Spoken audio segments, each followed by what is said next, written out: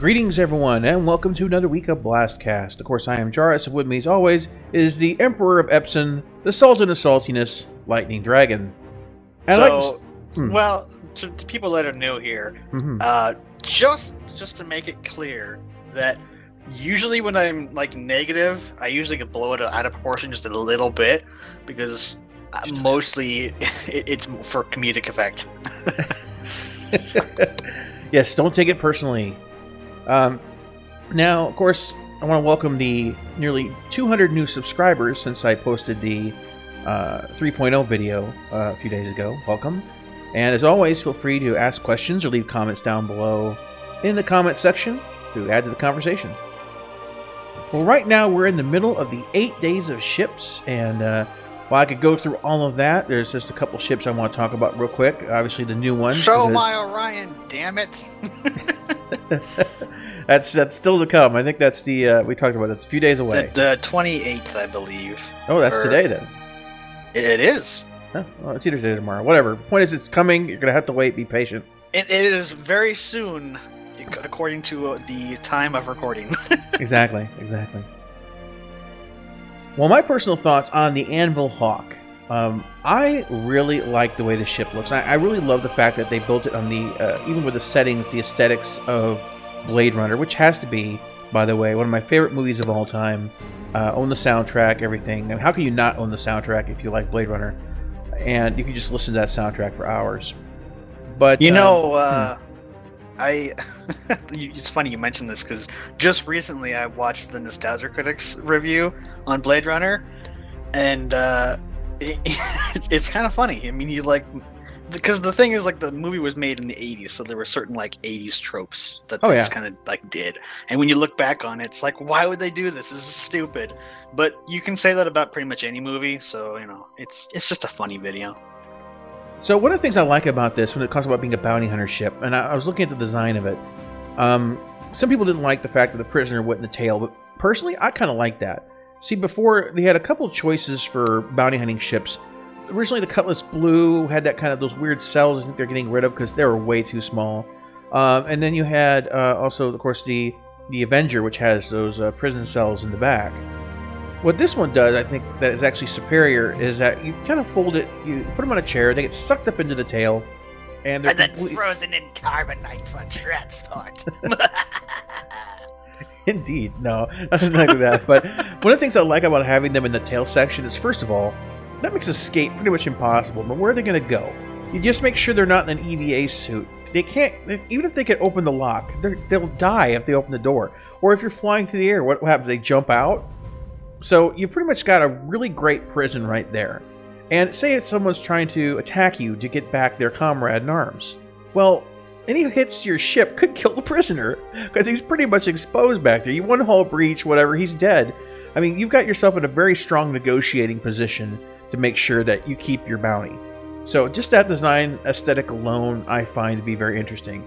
Now, I'm not getting this ship. I already have 32. I mean, I need to have something to buy the Persistent Universe. You're not allowed to have any more ships. Yeah. Maybe.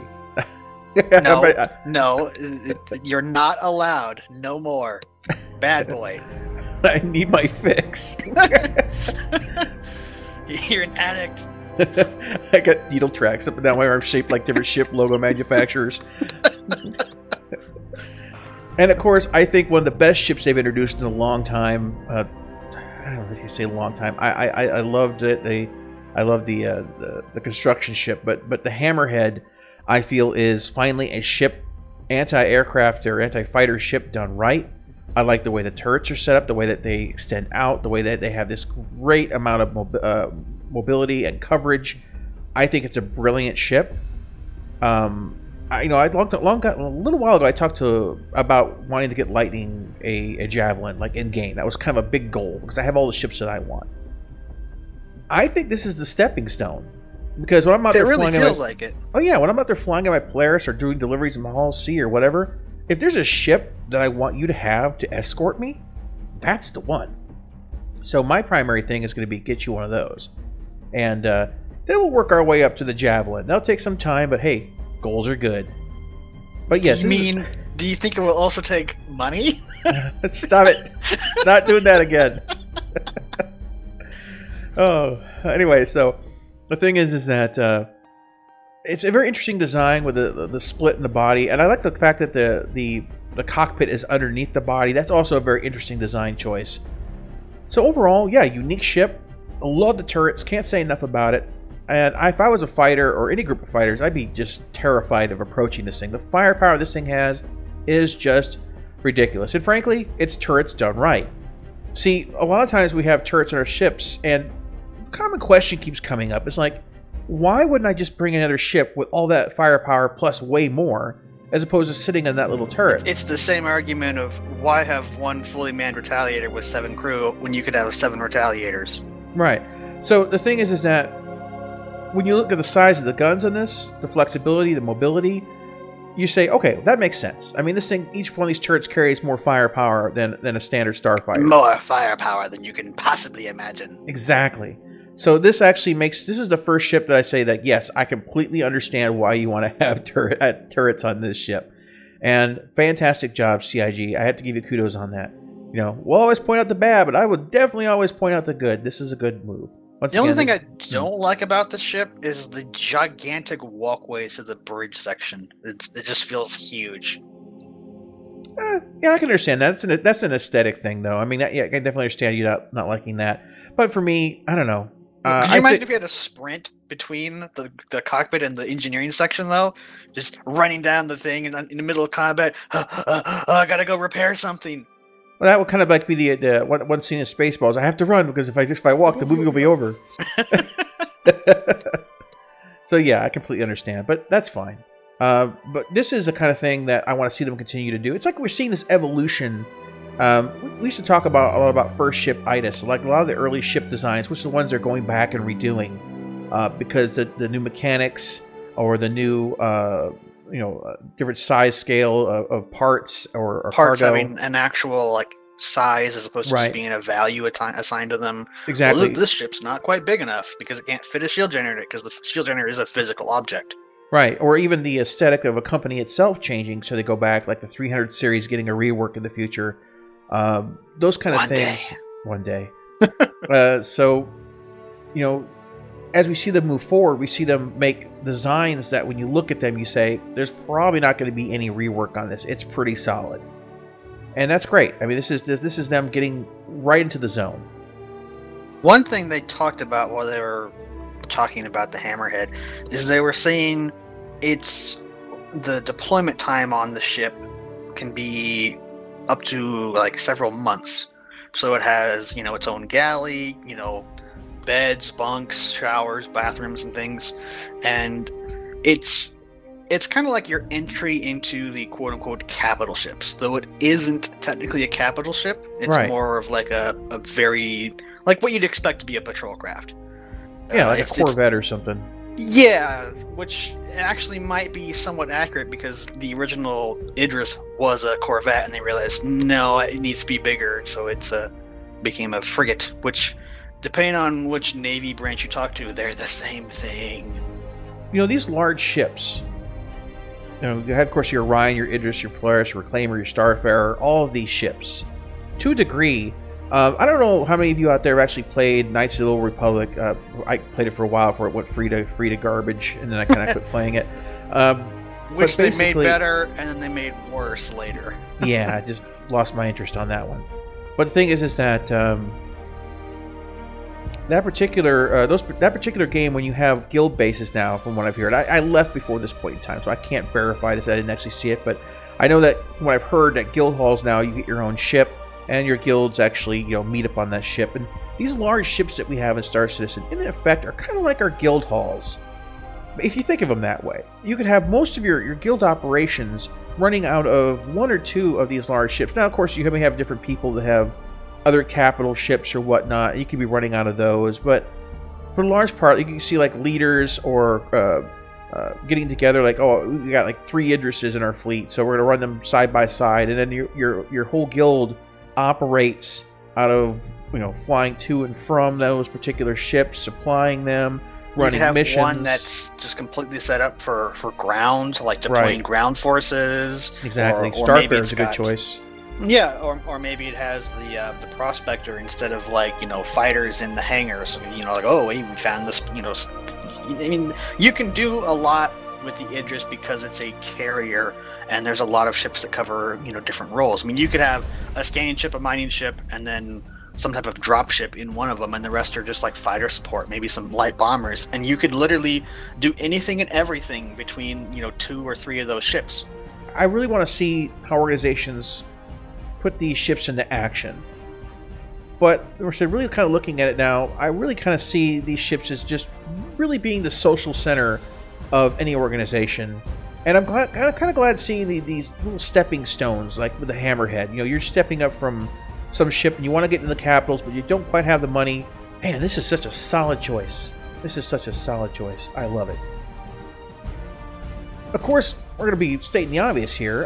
3.0 went to the public test universe without Evocati status. I don't believe you. No, you don't believe me because you didn't get an invite. For some reason, my brother got an invite. You didn't. I can't figure that one out. But I hope you're all enjoying it out there or got access into it. And even more so, I hope you're enjoying the new patcher. That's come... It's really been overdue. It's really been overdue. Now, welcome to 1996 or something. Yeah, something like that. When EverQuest had patchers like that. So no, the thing is that I was utterly surprised to see this having gone into the PTU status when it did. I mean, I could understand the reasoning now for obviously either for sale reasons and or because they needed more people to stress the servers to test the code. Overall, like a lot of servers running at the same time. But if you had asked me during Evocati testing, I would have said like I would have guessed mid-December. So I was utterly shocked. It took me by surprise. Obviously, as you're out there in the PTU, you see the notes list. You can see there's some features that aren't fully implemented yet. So, but that's a great thing, though. With the patcher, they're going to be able to do those one at a time. They're going to say, okay, now we're going to go ahead and get those vehicle grids inside other vehicles working correctly. Maybe that'll be that update. We'll be testing that. But it really feels kind of like, oh, hey, it's the end of the year. Oh, hey, anniversary sale coming up. Yeah. Oh, maybe we should, fix these little bugs that are stopping the game and take these features out and release it, but let's release it on the test server and limit the amount of people that can go on there so we can still work on our stuff.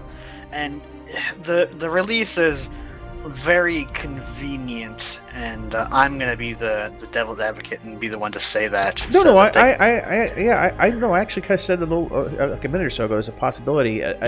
No, they're not supposed to know that. You are the one who loves everything they do, and I'm the one who hates everything they do. Oh, I'm sorry. Let me check the script. Hold on. Enter stage. No, okay. Okay. Well, yeah, you're right. Okay, I'm sorry about that. They did everything right. Utter blackness. So no, yeah. The thing is that I think it was a mix. They most likely wanted to do both things. It just killed two birds, one stone.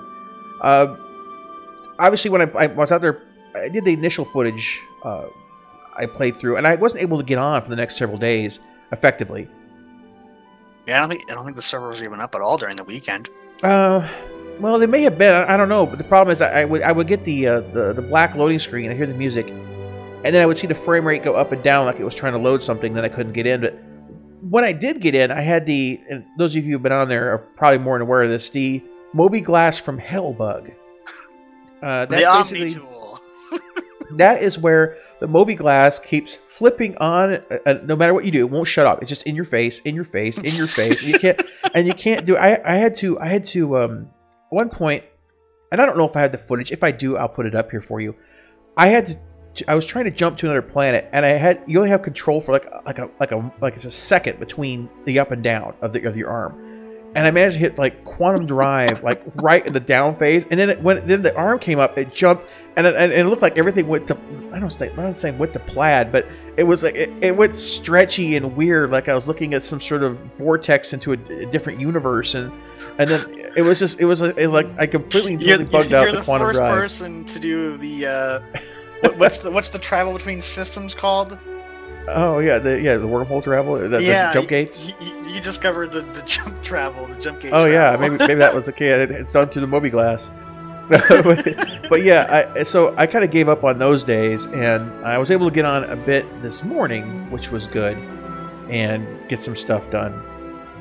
But I went to go pick up my Saber Raven, and what happened was that apparently I couldn't. This is something that needs to be fixed. I couldn't refuel at Levski. I wasn't giving me the option. I mean, I had the Moby glass up, but I didn't have enough quantum fuel to leave Levski. So, you know, if you need me, I'll be on Levski forever. So I was just like, okay, well, that's cool. So I basically offed myself, went back to good old Olisar, and reclaimed my ship, and kind of went from there. But nonetheless, yeah, still some things to be worked out. But with the new patcher, we'll handle it fine. You know, all of you out there doing the testing, the primary thing to do is when you come across a bug or something weird or whatever, get onto that PTU test website. Report your stuff. First, check and see if someone didn't already, report a similar incident. And just basically acknowledge it exists, or post your own pictures or videos that you have that relate to it. Help the devs out. Help them locate and eliminate these issues. The more information we can give them to fix these problems, the faster it goes into the general public's hands. And I'm really looking forward to that. Alright guys, well that's about everything for this week's BlastCast. And once again, special thanks for all the PTU testers, or basically became Evocati Light testers. Alright guys, leave your comments, suggestions, and everything down below, and we will catch you on the next one. You haven't seen nothing yet. Bye-bye, everybody.